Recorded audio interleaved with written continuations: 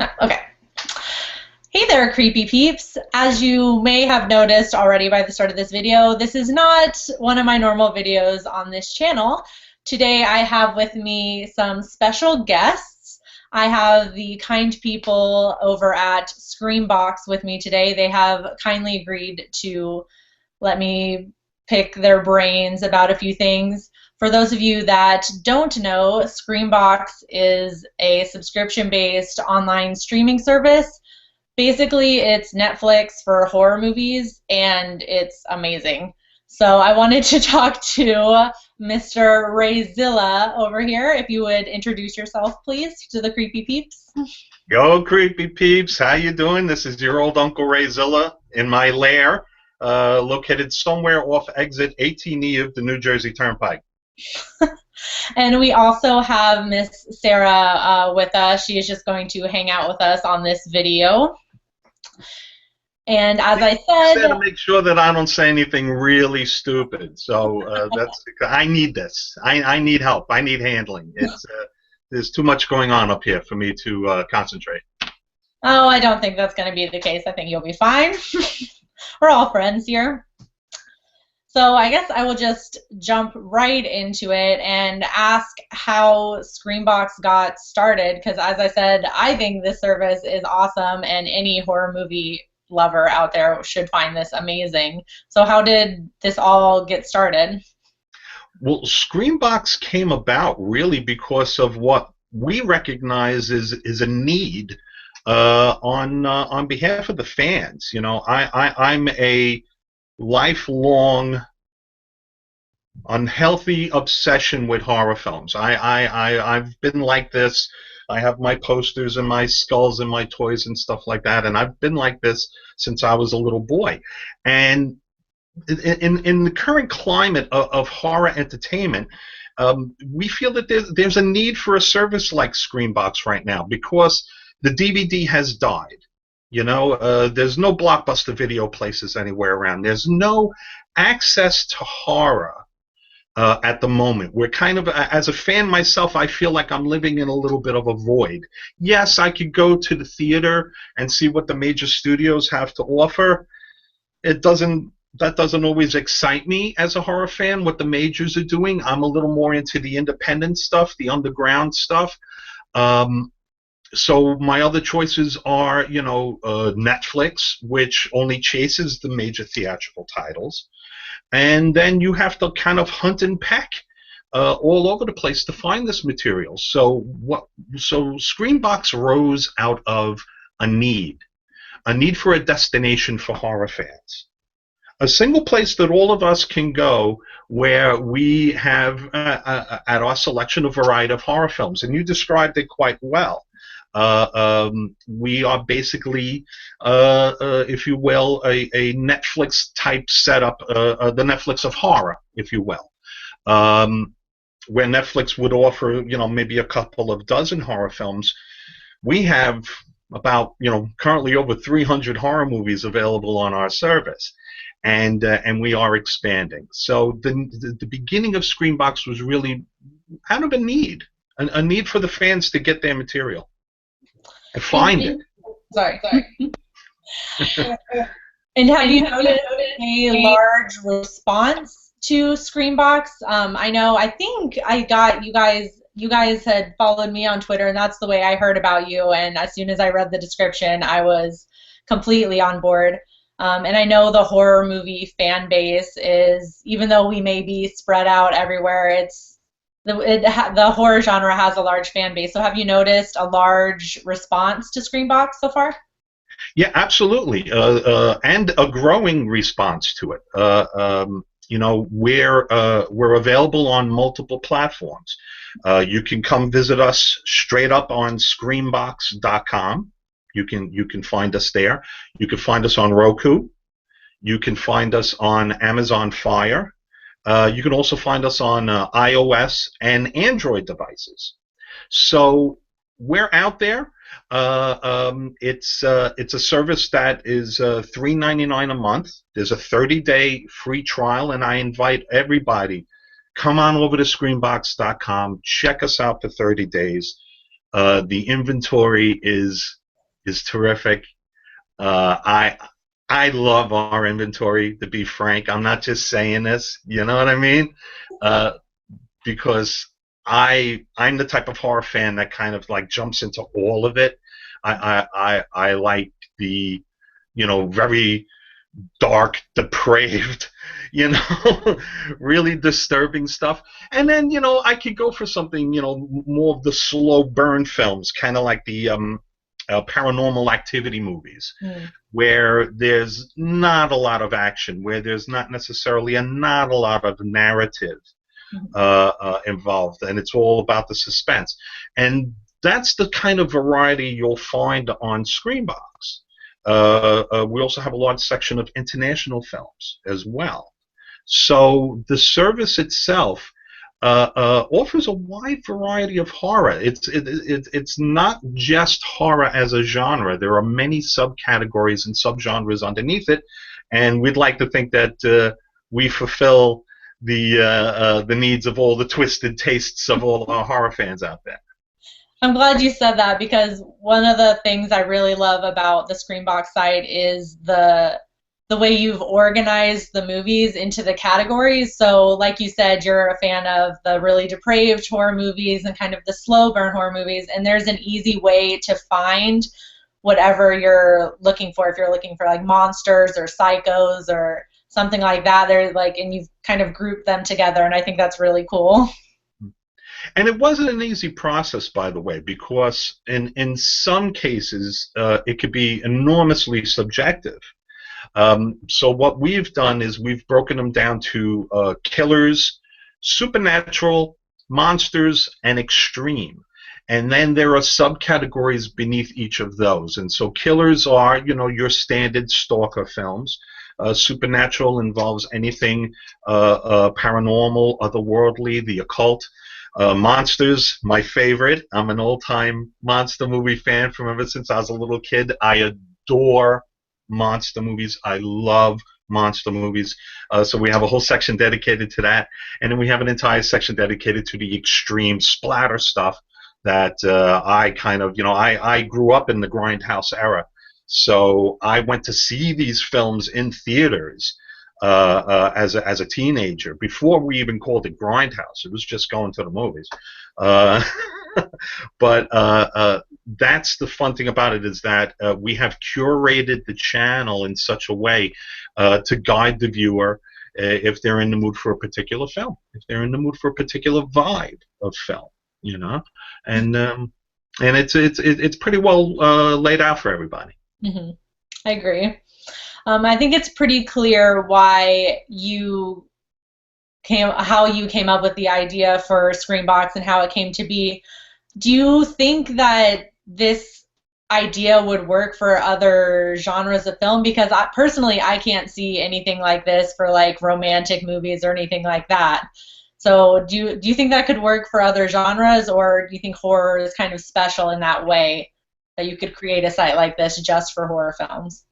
It's a good question, and perhaps the answer is time will tell. But I will say this, though. Horror fans and science fiction fans are unlike any other audience out there. We are completely unique. We are a community. We congregate. I started attending comic book and sci-fi horror conventions when I was 10 years old. And back then, you didn't go to visit other celebrities. You didn't go for autographs back then. You went to meet other fans because you couldn't believe that people liked this stuff as much as you did, And I have a feeling that here in the 21st century, we're kind of going through that right now in the digital age, where fans are beginning to find one another, and we're beginning to connect. And so Screambox, our hope anyway, is that Screambox becomes a destination for these fans.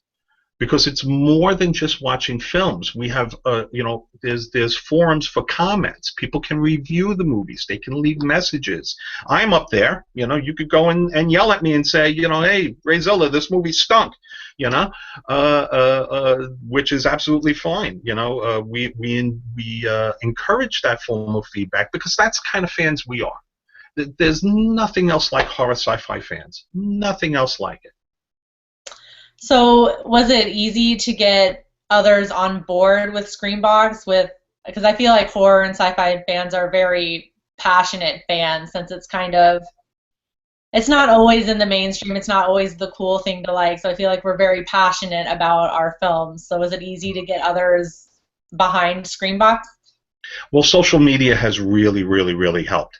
It has helped spread the word. You can find us on Facebook. And also you can find us on Twitter as well, at Screambox TV. I'm up there on Twitter as well. And so grassroots word of mouth is happening. And it's not surprising. It's not surprising in the least, grassroots support. This comes as no surprise to me whatsoever, because this is the type of people that horror sci-fi fans are. They go the extra step. They go the extra mile. I still go to conventions to this day, and I meet people who take time out of their lives and money out of their pockets to travel great distances just to go to a horror movie convention. Where else do you see that? I've been to Comic-Con a couple of times. I've been to the Mecca.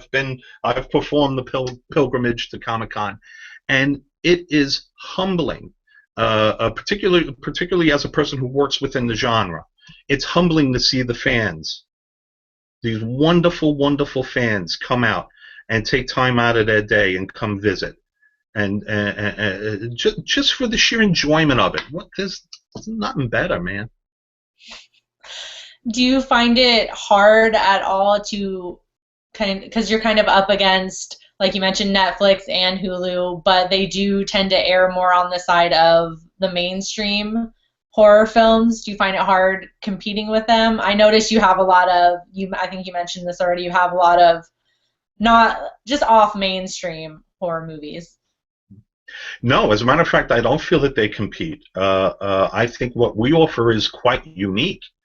And as we, we're always evaluating movie lists. We're always looking at new content to acquire. And as far as the other horror services that are out there, and listen to your Uncle Rayzilla, I've checked them all out, and none of them can really touch us, honestly. They just can't. We have such a wide variety. The films are completely uncut, completely unedited. We have everything from classic theatricals like the original Evil Dead, the original Hellraiser, to more contemporary theatricals like Hatchet.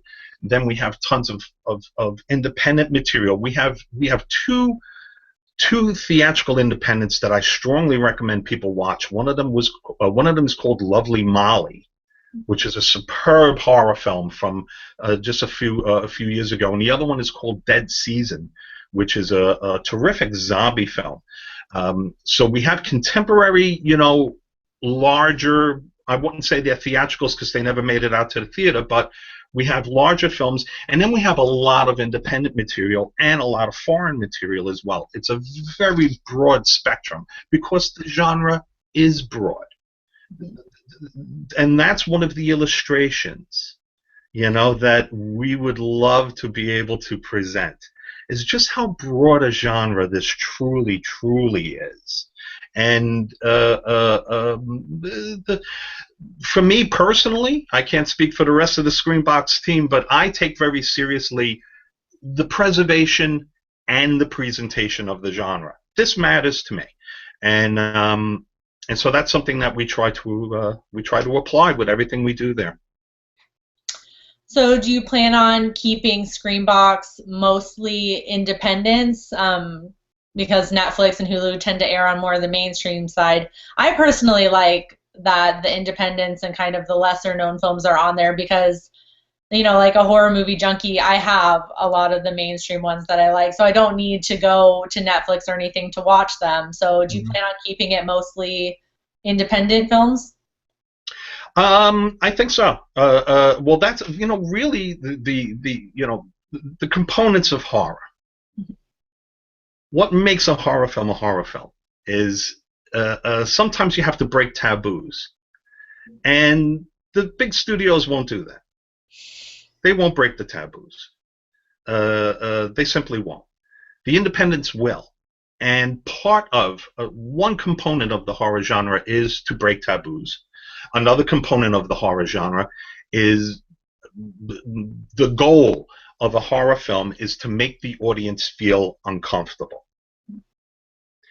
And horror can be a genre that repels. So this isn't something that the big studios tend to crank out. The horror films come out every year. Every year. Right around now, and obviously in October. Everybody tries to own October. And that's about it. Independent horror is constantly being produced. Foreign horror is constantly being produced. It is one of the most enduring genres in the history of film. So there's no shortage of content. There's no shortage of material. For me, it's like being a kid in a candy store. So you don't find it hard at all to get films to put on the site? No, no, no. What a wealth. What a wonderful, wonderful, wonderful wealth of material there is within this genre, because this genre never fades. Mm-hmm. Westerns come and go. Musicals come and go. Musicals are getting a little hot right now, but musicals come and go. War films kind of come and go. Mm-hmm. Even science fiction, to a degree, seems to have its season. But horror is constant. If you examine the history of film, you will find that there is not a single decade where there wasn't a wealth of horror films produced. So, no, I think that this is a marvelous opportunity, if anything, for us to create a destination, for us to create a community, and hopefully for us to create a place. I keep using the term horratorium. A place where people can actually go and examine the genre. And why do you think, just something you said kind of sparked my interest, why do you think horror is such a long-lived genre compared to others that kind of fade in and out over time? Oh, it's just the base. It's a base human reaction. It's a base. When getting into the more philosophical discussions about the properties of horror, I find a very thin line between humor and horror. In fact, I find them to be very close cousins. There is a nervousness when we watch a horror film. I equate it to almost riding a roller coaster. You get on a roller coaster and you're anxious, and then you scream and you scream and you scream, and then the roller coaster comes to an end and you laugh. And we almost have that same sort of reaction. I've felt it dozens of times in the theater when watching a horror film with a group of people. How we scream and we scream and scream, and then there's that release, that laugh, that nervous laugh. So the line between comedy and horror, I think, is very close. Our desire to laugh, I think, sits almost side by side with our desire to be frightened. Almost as much. You're always going to get a percentage of the audience that are going to be repelled by horror. That's just a given. It's the baggage we wear as horror fans. But people do like it. People do get a thrill out of it. And even films that weren't, if you want to talk about early cinema, The Great Train Robbery, one of the first films ever made, frightened people because they thought the train was going to come out of the screen. When the camera is set up and the train is coming towards the screen, it actually frightened people. So being placed in a state of horror is something that we are attracted to, I think. Like a moth to the flame. So that's why it's enduring, to me anyway. One topic I'm really interested in, and I've written about a few times just because I find it so fascinating, is horror's reflective nature on society. A lot of times, not every movie, but in a lot of horror movies, you can kind of see parallels to what was going on in reality at the time, and I think that's part of what makes horror so scary to us because we're facing the fears that we face in reality. Do you want to say anything about that? Absolutely. Effective horror holds a mirror to society. Effective horror, well, effective storytelling in general, if to be broad for a moment, holds a mirror to society. The effectiveness is found in its relatability. If you can relate to the characters and relate to the scenario, then emotionally you become more invested. I'll give you an example. Clive Barker's first film, Hellraiser, a lot of people struggled with it. Critics aside, that's another story. But people struggled with it because the Cenobites are so out there. It is a little bit difficult to latch on to because the concept itself is sadomasochistic demons from another dimension is high concept in of itself. So when films come along like You're Next, I don't know if you saw that. Yeah. That are more grounded and are more relatable to people. Those are the films that I think people can latch on to that better.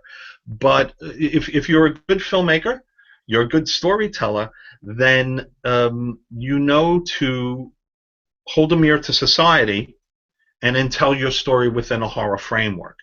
Horror films are about the human condition. So when you can tap into that and tell it effectively, I think Rod Serling, my hero, one of my heroes, Rod Serling said, "People will sit still for a well-told story," and I believe that. I believe that to this day. And of course, to finish off, I have to ask, as one horror fan would always ask another horror fan, what is your favorite scary movie? Ouch! Oh, such a tough question. It's like asking me which of my vile children are my favorite. Very, very, very, very tough question. But I will tell you that I gravitate towards. I'll tell you what types of films bother me. Okay. Witches. I adore witches. Oh, witch movies. Anything with a witch in it really just kind of cuts to my core. And all of us have that, by the way. We all have these innate fears in us, whether it be clowns or carnivals or little people or bugs or snakes or fish, the water, anything like that. So for me, it's witches. Witches kind of bug me. So possibly Dario Argento's Suspiria really just kind of, blew me away. It's one of the more frightening witch films out there for sheer terror. I also enjoy the first Pumpkinhead film, Haggis the Witch, and that film also had an enormous, profound impact on me. So anything with a witch. Perhaps you've seen The Mask of Satan with Barbara Steele. No, I haven't seen that one. All right, Victoria, you're gonna have to start writing these down. All right, so you're gonna have to, these are pearls. I'm giving you pearls here. Okay, Lovely Molly. You really need to go to Screambox and watch Lovely Molly. It's one of the best films we have. But Suspiria is a favorite, and Pumpkinhead is a favorite, and all those others. But it's hard. It's hard to say. I always find it funny. Anytime I ask anybody that question, there's never one. It's like they start with one, but oh, there's this one and there's this one too, and I really like this one. Well, as Screambox as a service is growing, I'm on there all the time. I'm curating the content, and leaving little comments and stuff like that. And believe it or not, there's a few films there that Uncle Rayzilla hasn't seen, and so I get to sit down and watch a few of those as well. And so there have been a couple of pleasant surprises on the channel itself. A movie called All Hallows Eve, which is a clown film. And again, clowns, folks have a real tough time with clowns. This was a movie that came out of left field. I really didn't know much about it. We acquired it, we put it on the channel, and I watched it, and I was just, how come this movie wasn't more popular? I didn't understand it. But we do have some new content coming to the channel. We're going to have our first series coming to Screambox. It's The Hunger.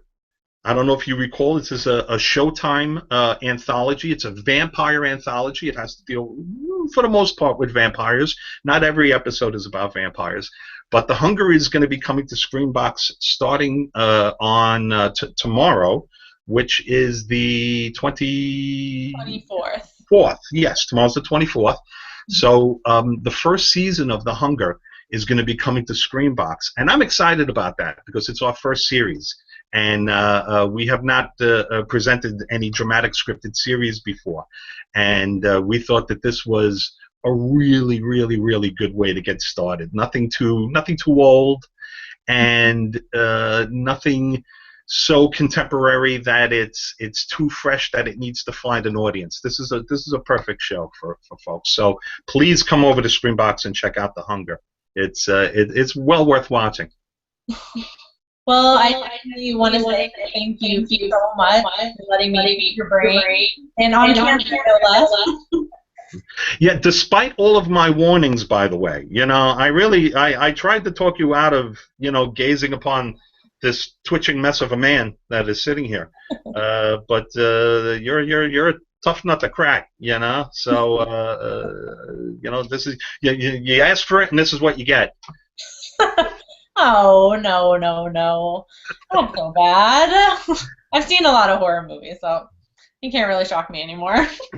Oh, that's good. I still get scared, by the way. Horror movies, I still get, this whole notion that one can become desensitized to this sort of material, I think is absolute nonsense.